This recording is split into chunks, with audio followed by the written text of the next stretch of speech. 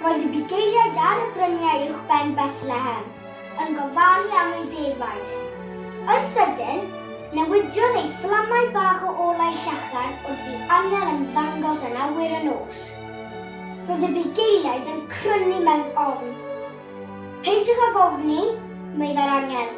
Mae gen i newyddion da i chi.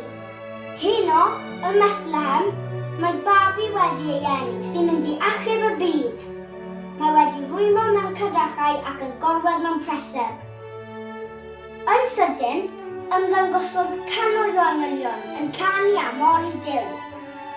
Gogoniant i Dduw yn y nefoedd, meddai'r angylion, a heddwch ar y ddaear. Cyn pendyn, roedd y bugeiliad ar ei ffordd.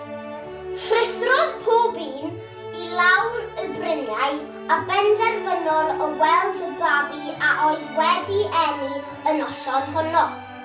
Fe ddeithon nhw o hyd i'r lle roedd Mair a Joseph yn aros ac roedd yn amlwg mai hwn oedd y babi a soniodd yr angel amdano.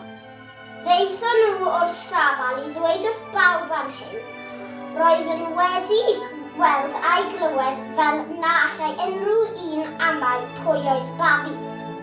Edrychai Mair a Iesu yn cysgu a daliai i feddwl am yr hyn a glywed y noson honno.